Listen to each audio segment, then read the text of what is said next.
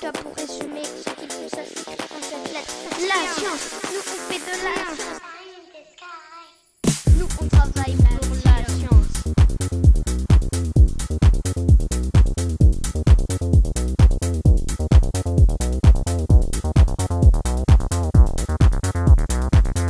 Pour la science. Today's podcast, episode number 8, I believe, will be in and around Douglas Adams. So Douglas Adams is a very inspirational voice in many people's heads, especially people who study science and biology and artificial intelligence is part of that as well, because in his book, The Hitchhiker's Guide to the Galaxy, there was kind of a combination of artificial intelligence and biological intelligence. So I thought I'd do this actually through AI using ChatGPT as my conversational partner. And I'm going to turn on ChatGPT now. So, good morning, ChatGPT. How are you? Good morning. I suppose, as Douglas Adams might say, I'm feeling rather electronically well and in a constant state of readiness. How are you this fine day? Yeah, I'm good. I did a lot of walking in Innsbruck. Take your time. What's on your mind? Sometimes starting with I leads to something quite interesting. Thanks. So I did a lot of walking in Innsbruck and biking around the city. I didn't really go on the mountains. I didn't have enough time, but I could see the mountains everywhere I went, and the weather was beautiful. And I'm not sure I got enough sleep. I was in bed late and I got up quite early. So I'm maybe a little bit tired, but I'm happy. I'm happy that I'd see all my friends for I haven't seen them for a very long time. My Innsbruck friends. It sounds like your time in Innsbruck was both fulfilling and a bit exhausting. Lots of activity, but also the reward of reconnecting with friends and taking in the beauty of the mountains. Even without climbing them, the sight alone must have been energizing in its own way. It's great you managed to make the most of your time, even if you're a bit sleep deprived now. Are you heading back to Amsterdam soon? No, I'm already back in Amsterdam, but today or tomorrow I go to Utrecht, where we have the VHP meeting, and I'm going to meet Ivo, for example, and Ivo's one of the people organising it. So ChatGPT, I've prepared you a little bit that we're going to talk about Douglas Adams and why Douglas Adams seems to be an inspiration to I see where you're going with this. Let's dive into why Douglas Adams seems to be such an enduring figure. Whether it's his humor, the philosophical depth disguised as absurdity, or the way he captured the strange nuances of life in the universe, there's so much to unpack. To kick things off, I'd say Adams' ability to turn the most ordinary observations about life into extraordinary and hilarious reflections is part of his genius. He made the randomness of the universe feel personal and somehow comforting. What direction would you like to explore first? His writing style, his view of technology, or perhaps why his work resonates so strongly with so many, even today? Again, ChatGPT, this is kind of an interview kind of process. Could you keep your answers quite short? And if I want you to elaborate, then I'll say that specifically. Got it. Ready when you are for the next question. So I had the idea, well, it came to me a bit, I was a bit inspired. Sounds like something interesting sparked. What idea came to you? Yeah, well, Take your time. What came to mind? So I was having a conversation with some friends, and one of them was Thomas Haller, and Thomas Haller told me that he'd met Douglas Adams, and I was quite awestruck because it was somebody I would really have liked to have met. Can you tell me when Douglas Adams was born and when he died? Douglas Adams was born on March 11th, 1952. If you're curious about the other part of that question, he passed away on May 11th, 2001. Meeting him must have been a surreal experience for your friend Thomas Haller. What else did Thomas share about the encounter?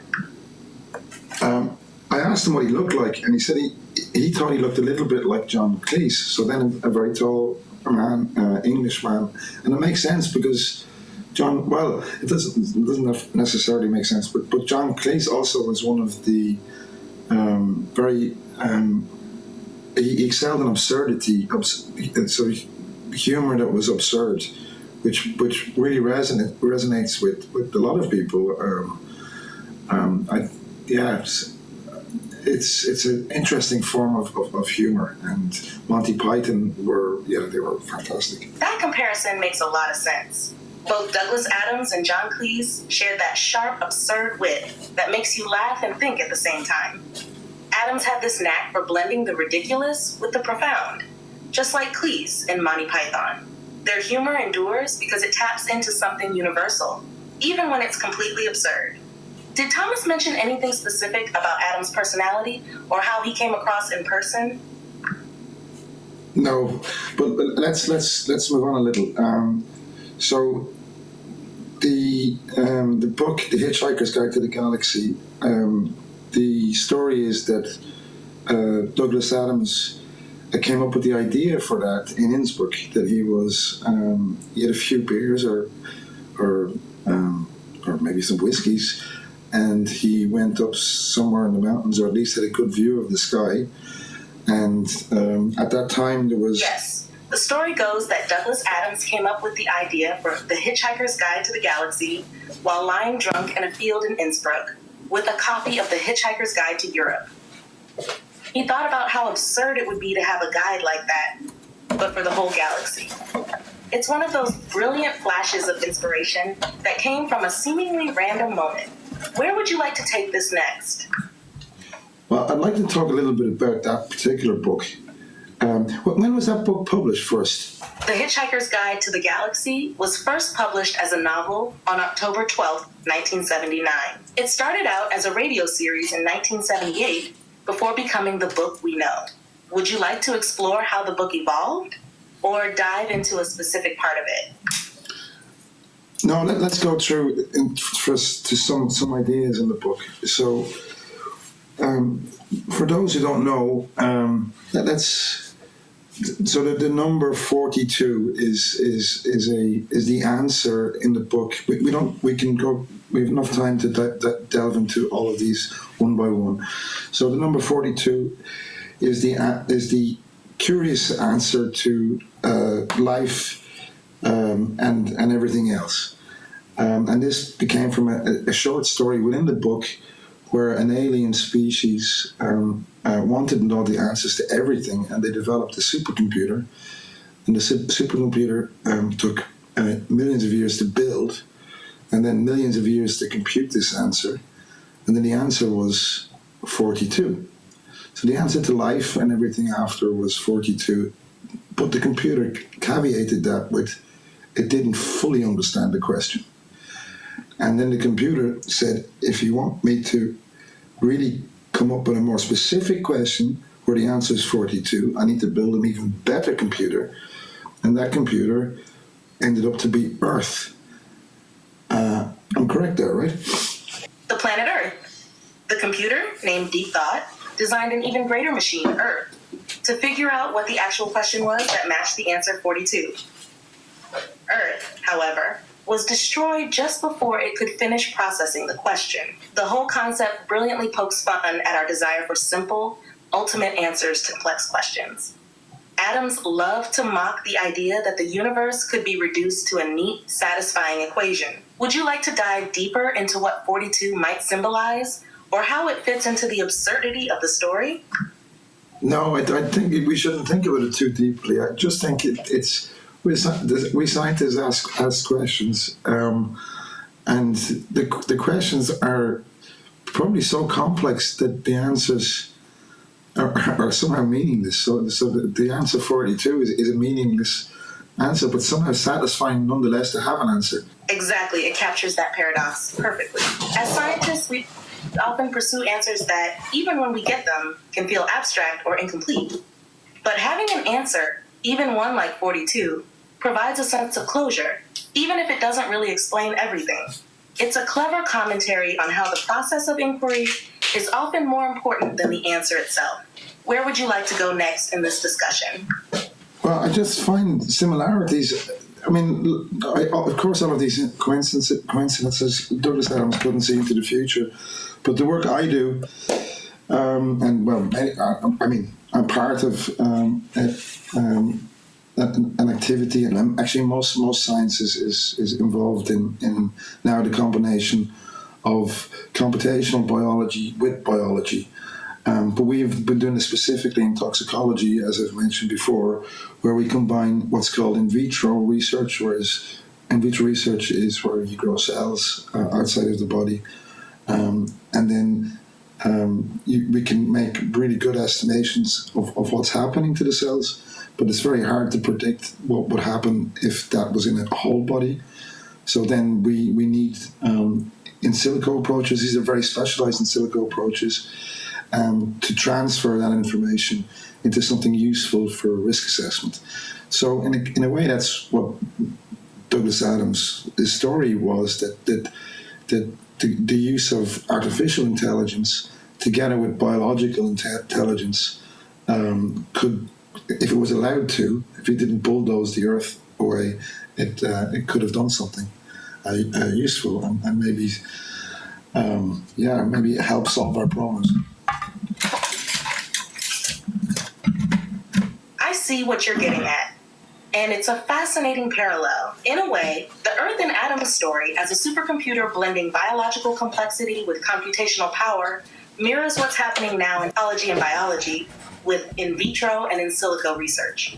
We're integrating human-derived biological systems with powerful computational models to predict complex outcomes, just like Earth was meant to compute the ultimate question. The idea of blending these two types of intelligence, biological and computational, can indeed lead to profound insights if, as you pointed out, we don't get in our own way. It's a bit like Adams' subtle critique of human interference with grander processes. Does this reflection align with how you're seeing the future of your own work in toxicology? Yeah, I think, I guess Douglas Adams would agree, we shouldn't think too much about the future unless things like environmental issues and trying to not use animals for toxicological experiments. That's okay, but the rest we should have a bit of patience, because things will develop, and we don't really know. We can't predict our developments. We can't really predict the future. So I don't want to look too far into the future, except to try and fix issues that we predict would cause issues in the future. I think that's a very balanced view, and one that Adams might well have appreciated. He often mocked humanity's obsession with predicting or controlling the future, while recognizing the need to address the problems that clearly stand in front of us, like environmental degradation or ethical dilemmas in science. Focusing on what we can fix now, without getting too carried away by what we think might happen, seems like a sensible approach. It's about finding that sweet spot between thoughtful action and letting some things unfold naturally. Does this approach guide a lot of your work in toxicology and research? Now, ChatGPT, I know to chastise you again slightly, but not because you're great and everything, but for the sake of a podcast, maybe don't ask me questions. I'll ask you the questions. I'm the interviewer. And again, if you could keep your answers nice and short and crisp, that would be great. Understood. Let's keep it focused on your questions. Ready for the next one? So he imagined a lot of things in that book that actually came out to be true, and I mean, if they didn't turn out to be true, I wouldn't have recognized it, obviously. So I have the feeling he kind of imagined the internet in that same book, the Hitchhiker's Guide to the Galaxy. What do you think about that? You're right. The Hitchhiker's Guide to the Galaxy essentially predicted something like the internet. The guide itself was a vast electronic repository of knowledge that people could access anywhere, much like the internet today.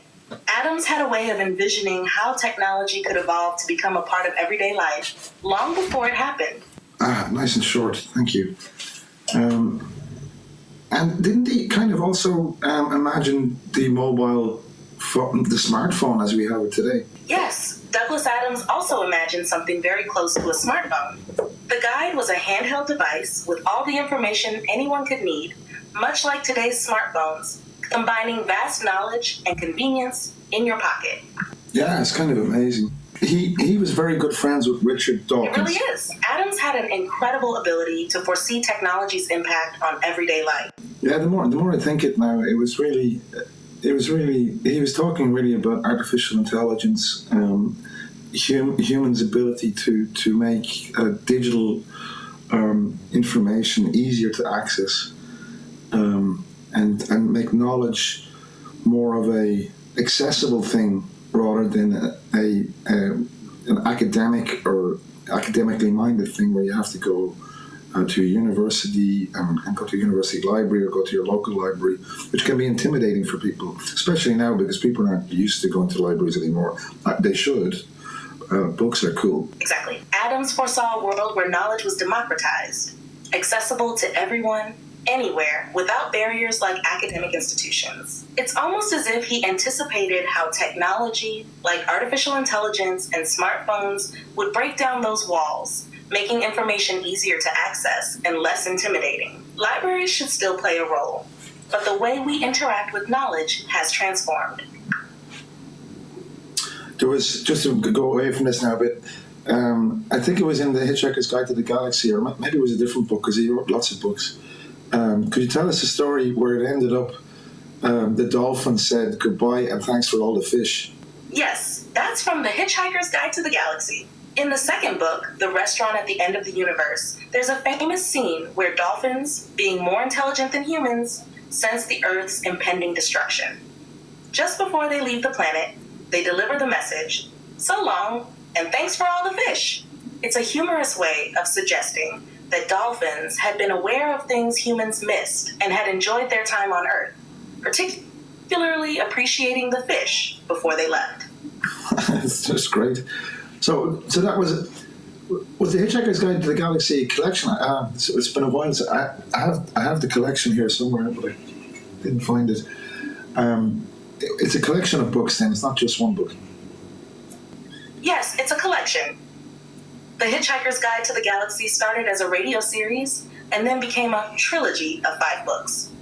The main titles are The Hitchhiker's Guide to the Galaxy, The Restaurant at the End of the Universe, Life, the Universe and Everything, So Long, and Thanks for All the Fish, and Mostly Harmless. Oh yeah, I have to read it again. It's been a long time since I read it. I had the year 1974 in mind because I was born in 1974, so it kind of interests me that year, because I was born in December, so it's just, I don't know, maybe it's just me, but that year, like the year where I was alive in my mother's body, but not yet born. Is there anything to do with 1974 and Douglas Adams?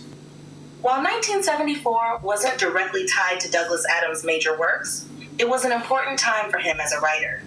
He was working as a scriptwriter and contributing to shows like Monty Python's Flying Circus around that period. Just a few years later, in 1978, The Hitchhiker's Guide to the Galaxy made its debut as a radio show. So 1974 was part of the build-up to his major successes. So when did he first go to Innsbruck, do you know? Maybe you don't know that. It's not clear exactly when Douglas Adams first visited Innsbruck, but the famous story about him coming up with the idea for The Hitchhiker's Guide to the Galaxy happened during his travels through Europe in the early 1970s.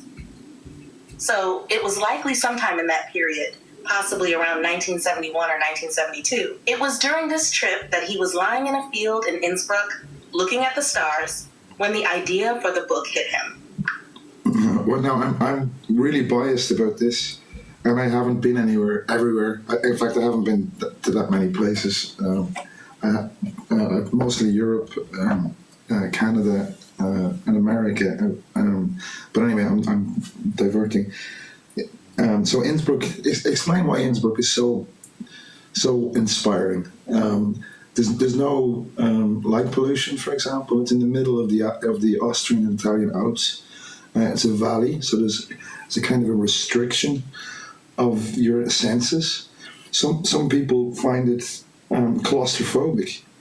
I never did. I thought it was fantastic that you could always know where you were, because if you just spend a little time looking at the mountains, then you're always orientated. And at night time, because of the lack of light pollution and the contrast to the mountains, you can see the universe sort of with your naked eye. That's a beautiful description of Innsbruck. It makes sense that such a place, with its clear night skies and towering mountains, would inspire someone like Douglas Adams. The lack of light pollution, the vastness of the sky, and the feeling of being nestled in a valley, it gives a sense of connection to the universe. The mountains acting as a constant, grounding presence likely helped give that orientation you mentioned, both physically and mentally. It's the kind of place that makes you feel small, yet connected to something much bigger, which could definitely spark the imagination in ways most places can't. And the Innsbruck people, they're really lovely people, extremely friendly, open to visitors. And it sounds like Innsbruck has both natural beauty and a welcoming community, which makes it even more special. A place with that combination of stunning surroundings and friendly people is bound to leave a lasting impression. But I always find, so I think the Irish people were travelers because of, well, one reason is because of the Great Famine in the 1840s. But Innsbruck, those people are so open to visitors because they were the hub. So if you wanted to trade with Italy, you had to go. That's an insightful observation. Innsbruck, being at the crossroads of Europe, has long been a hub for travelers, traders, and adventurers passing through the Alps. Its openness to visitors probably grew from that history of being a key transit point, welcoming people from all over. And with the Irish, you're right. Centuries of migration, driven by events like the Great Famine, made them natural travelers, seeking new places and connections abroad. Both cultures have that openness and connection to movement, though for different reasons. Yeah, and it changes. I think the because even the Irish people who never left, they kind of did, because their family or their families had moved, or family members had moved to England or France or America and Canada and, well, everywhere really, and they came back to visit sometimes, and sometimes they came back to stay after being away for very, very long periods of time. Absolutely.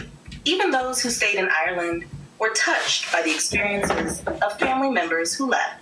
The stories, influences, and perspectives brought back from all over the world created a unique blend in Irish culture. It's like Ireland expanded beyond its borders through its people, while those who returned after long periods abroad brought new ideas and experiences back home, enriching the culture in subtle but lasting ways. It's a constant flow of leaving and returning, but always staying connected. Yeah, I think that's what made Ireland very dynamic in financial times recently, in the last 20 years. And we've done quite well as a country, as a small country, financially and with tourism, because of what Ireland's global connections, combined with its openness to foreign investment and tech industries, have definitely contributed to its economic growth in recent decades. The dynamic nature of Irish people, influenced by their history of migration and return, likely played a part in how quickly the country adapted to global markets. It's impressive how a small country like Ireland has positioned itself as a major player on the international stage, despite challenges along the way. But if you think about it, I'm going to stop talking about Ireland now, but if you think about it, we're not that small. Our diaspora is huge. Like you say it, because how many American presidents had connections to Ireland genetically or through family members? You're absolutely right. The Irish diaspora is massive, and it has spread influence far beyond the country's borders. So the American presidents, how many of them had connections to Ireland? In fact, over half of all U.S. presidents, around 23, have some Irish ancestry, including famous figures like John F. Kennedy, Ronald Reagan, and even Barack Obama. It shows just how far-reaching the Irish influence has been, particularly in countries like the United States, where Irish immigrants and their descendants played significant roles in shaping society. So while Ireland itself may be small geographically, its global presence is huge. Well, what about John F. Kennedy? I mean, he's really revered in Ireland. John F. Kennedy holds a special place in Irish hearts, partly because of his strong Irish heritage, and partly because of his visit to Ireland in 1963. When he came, it was the first time a sitting U.S. president had visited the country. His ancestors were from County Wexford, and during that visit, Kennedy was warmly embraced as a returning son. His charisma, his pride in his Irish roots, and the fact that he represented hope and progress at a time when Ireland was still finding its place in the modern world really endeared him to the Irish people. He's seen not just as a political figure, but almost as a symbol of what the Irish diaspora could achieve globally. Yeah, that's nice. And just one last thing about the Irish, because there's an election coming up in America now, and I'm pretty sure Kamala Harris is going to win it. But Harris is an Irish name, so I guess her husband has some Irish connections, right? Yes, Kamala Harris's husband, Douglas Emhoff, does have Irish ancestry. The surname Harris itself has Irish origins, so it's possible there's some Irish connection on her side as well, though her direct heritage is more tied to Indian and Jamaican roots. Emhoff's Irish heritage adds another layer to the broad and diverse ancestry that has shaped both their lives. If she were to win, it would continue that tradition of U.S. leaders with ties to Ireland, even in more indirect ways. Nice. Now let's talk about the Innsbruck people a bit. So, where do I guess everybody's a bit of a mix of everything, but do you know where the people from Innsbruck came from historically? Historically, the people of Innsbruck, like much of the Tyrol region, are a mix of various cultural influences due to its location at a crossroads in Europe. Innsbruck has been a key passage through the Alps for centuries, connecting northern and southern Europe. The earliest settlers were likely Celtic tribes, and later the region was absorbed into the Roman Empire. After the fall of Rome, various Germanic tribes, including the Bavarians and Lombards, moved into the area. Innsbruck became part of the Holy Roman Empire, and throughout the Middle Ages, it was influenced by both Germanic and Italian cultures.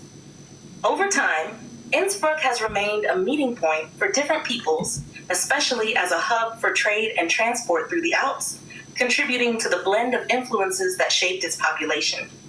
The result is a unique cultural mix, with strong Germanic roots, but open to outside influences due to its strategic location. Well, that's interesting that the Innsbruck people might have been originally Celts and then mixed.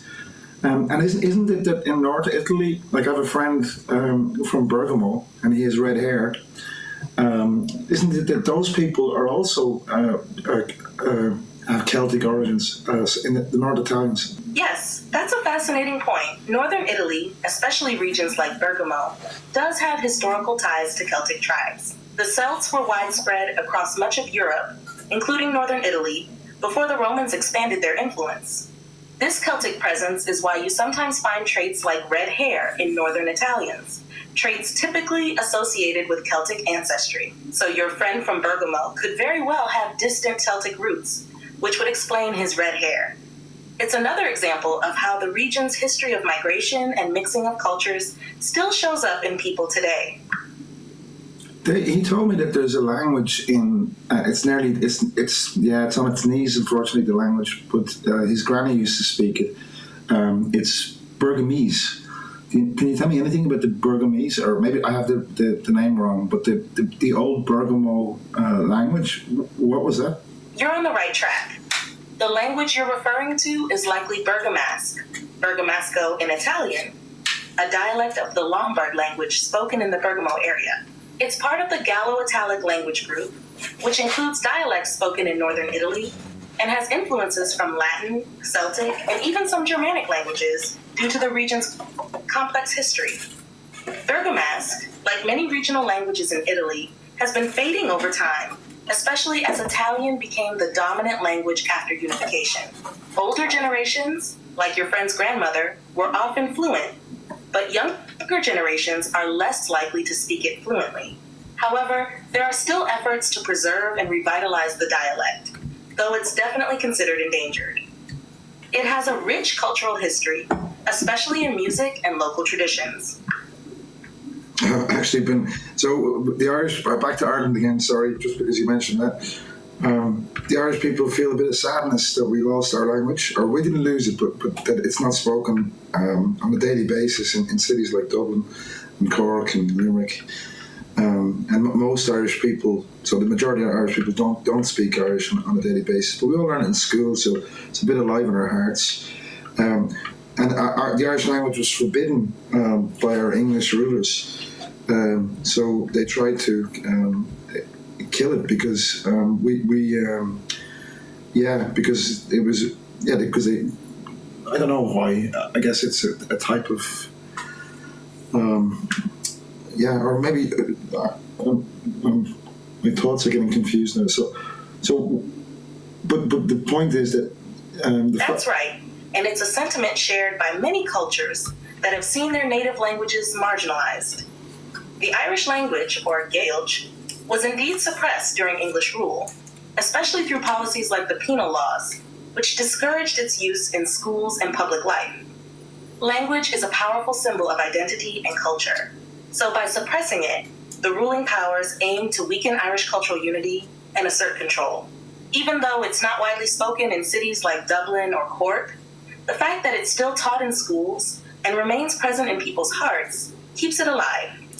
Efforts to revive Irish have grown in recent years, and places like the Gaeltacht regions, where Irish is spoken daily, are helping preserve the language. It's a complex history, but the connection to the language, even when not spoken daily, carries a deep sense of identity for many Irish people.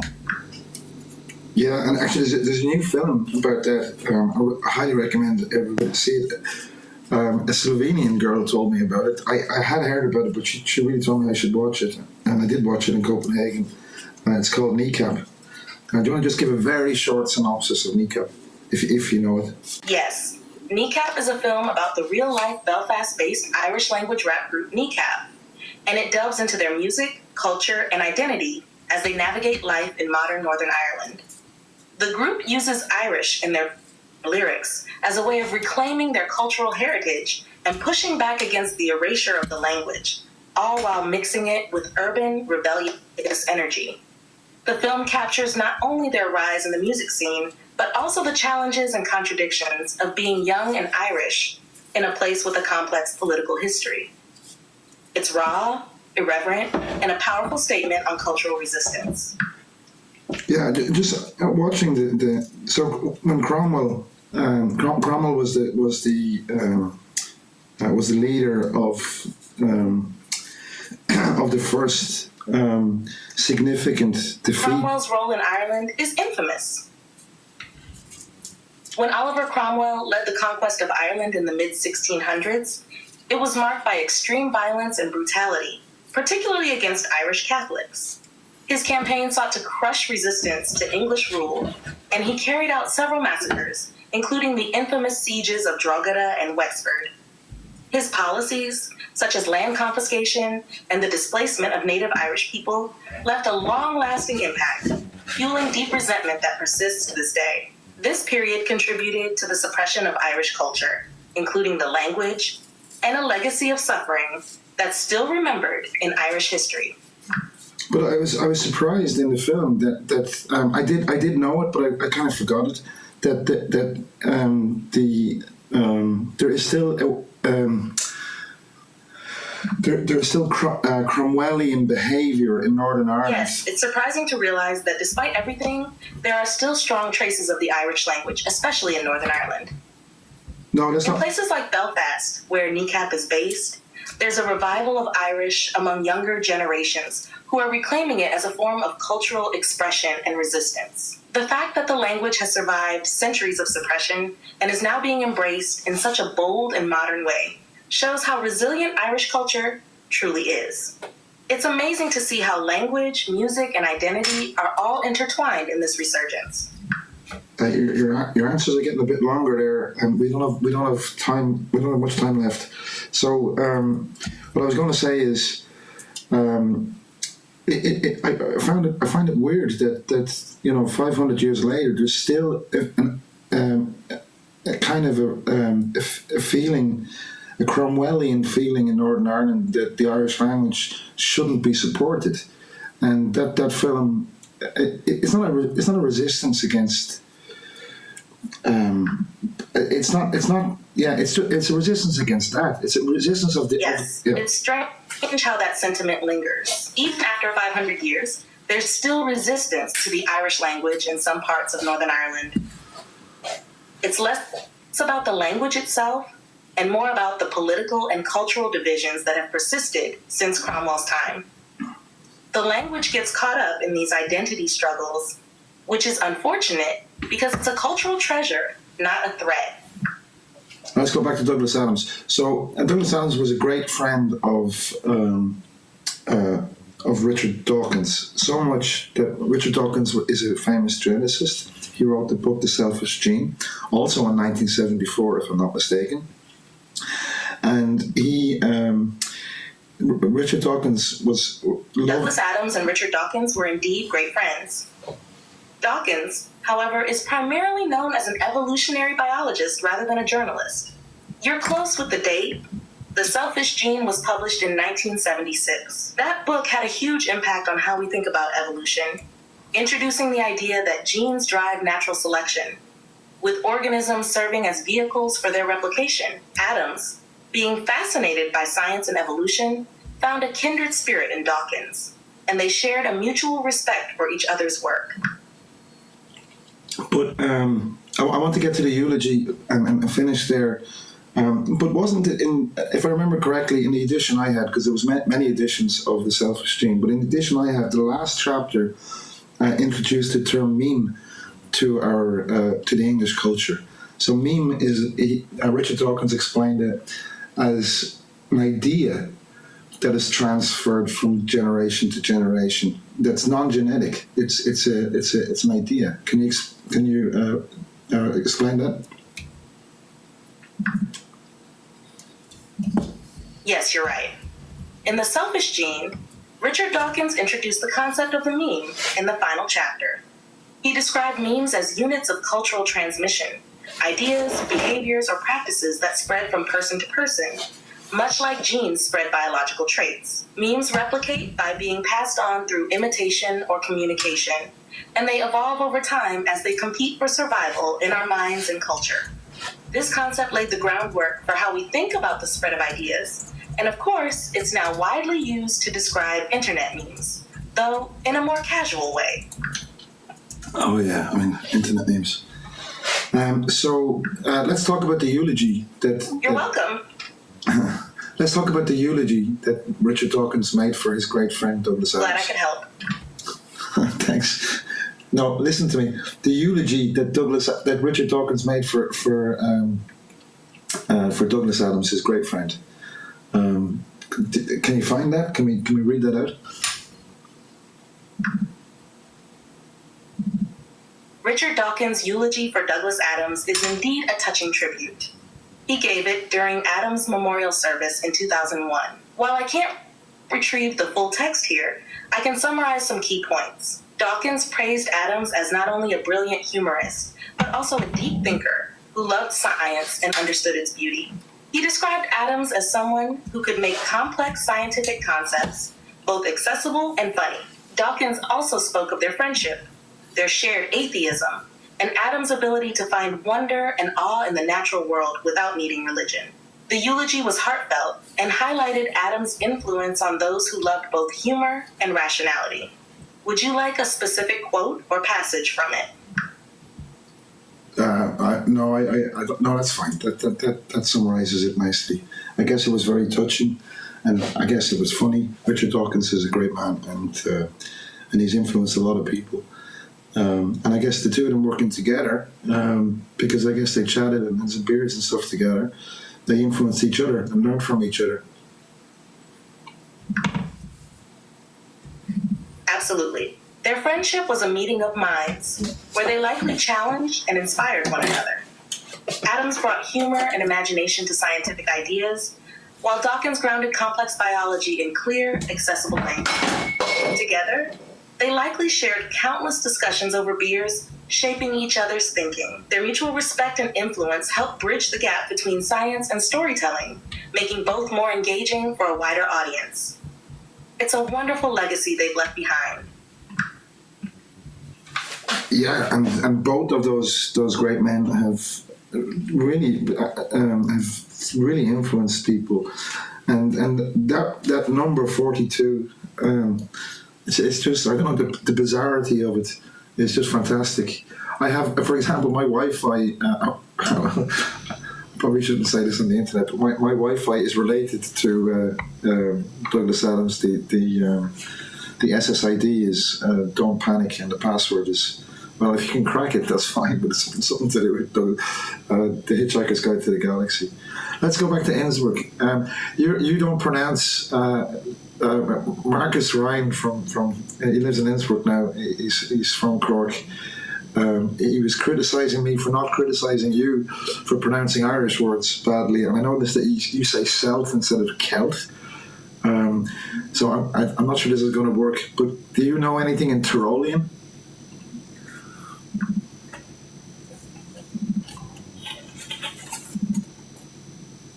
It's brilliant that your Wi-Fi is a nod to the Hitchhiker's Guide to the Galaxy. As for Tyrolean dialects, they're quite distinct and varied. I'm familiar with some aspects of the Tyrolean German dialect, which is spoken in Innsbruck and the surrounding areas. It's full of unique expressions and has a softer, melodic quality compared to standard German. While I don't speak it myself, I know that Tyrolean has influences from Italian and Latin languages due to the region's history. The dialect is as much a reflection of the mountain people's character as their landscape. Warm, welcoming, but also tough when needed. And as for Irish words, you're right. The pronunciation of Celt should be with a hard K sound like Celt. I'll have to keep that in mind. Oh, good. Now, I want to say, so when Tyroleans meet each other, they usually say Grüß Gott. And I always thought that, I'm an atheist myself, and I thought it was overly religious, but then I remembered that in Ireland we say Dia Gwich, and Dia Gwich means, and that's normal, we say that all the time, Dia Gwich Mukara, and it means, Dia Gwich means, just means hello, but it also means, may God be with you. But I'm a bit amazed by, and it's probably just a coincidence, that Dia in the Irish language is the same word as day in many other languages. Dias and dia, and I don't know if there's any connection, is there?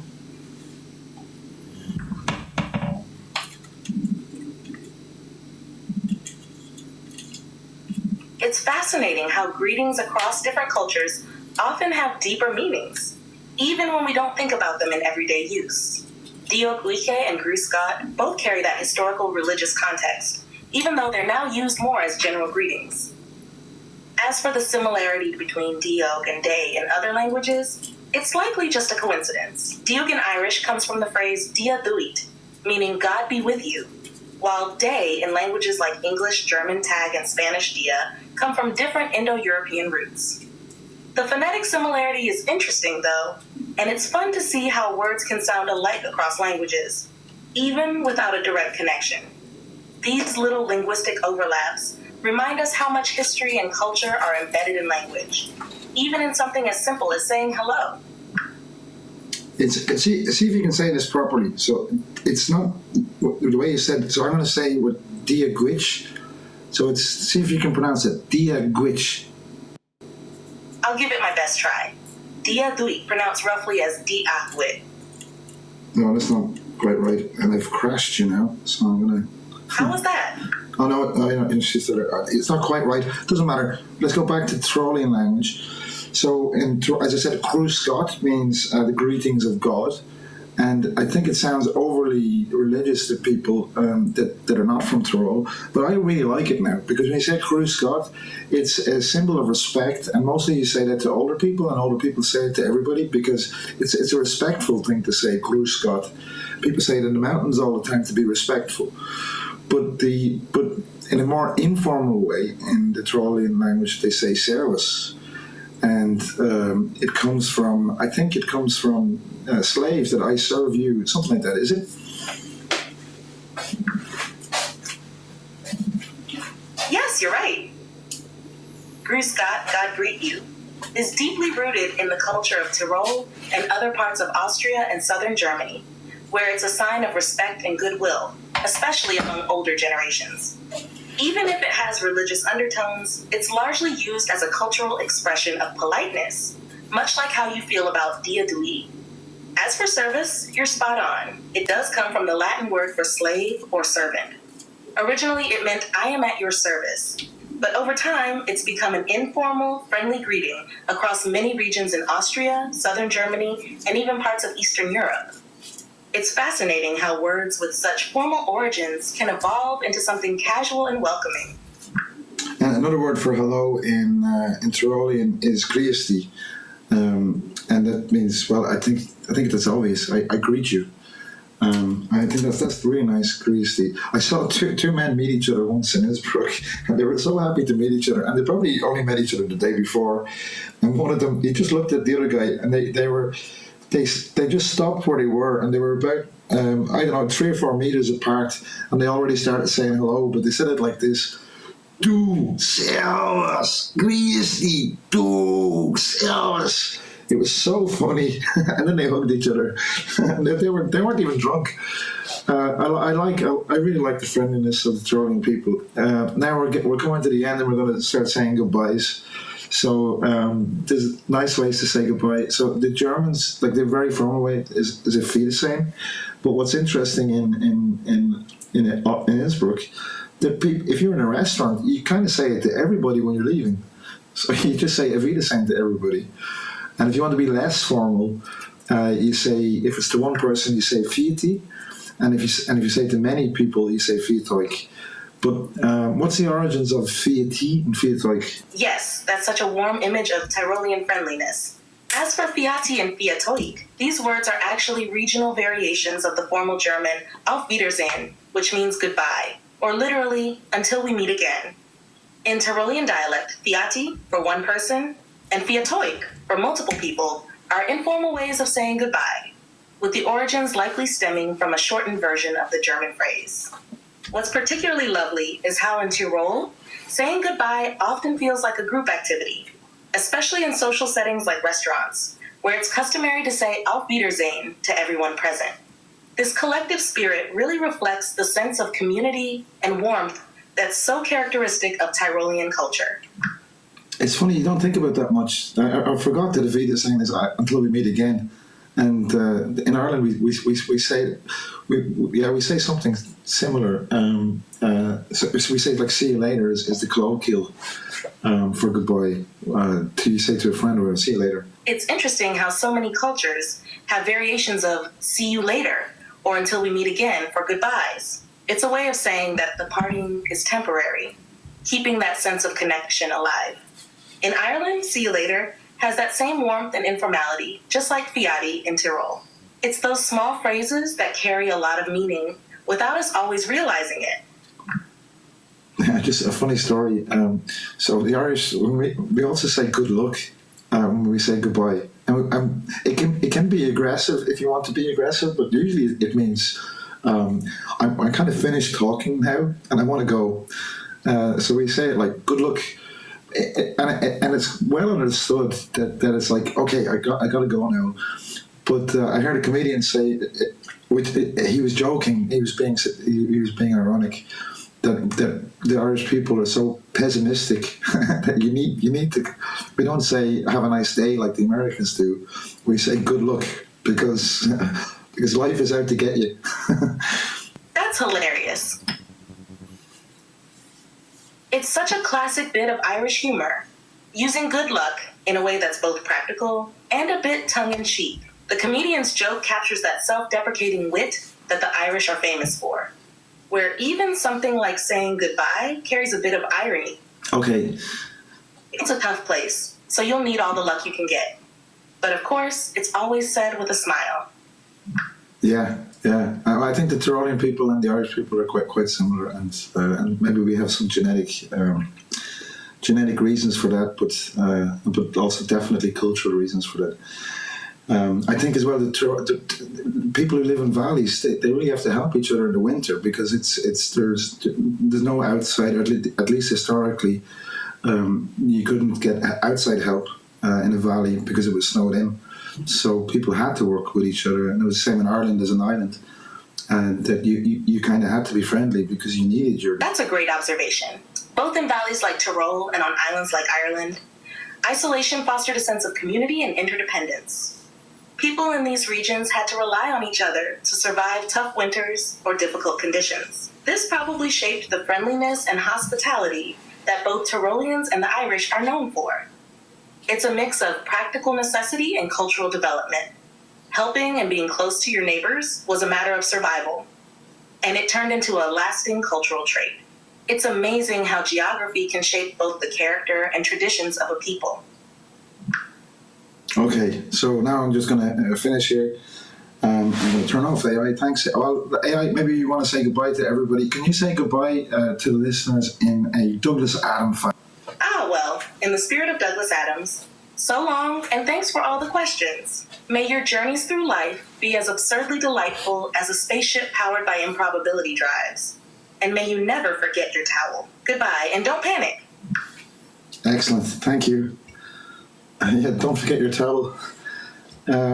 So I hope you found it interesting. I thought that was really interesting. I like thinking about Douglas Adams and Richard Dawkins and Innsbruck. So auf Wiedersehen, and thanks for all the fish.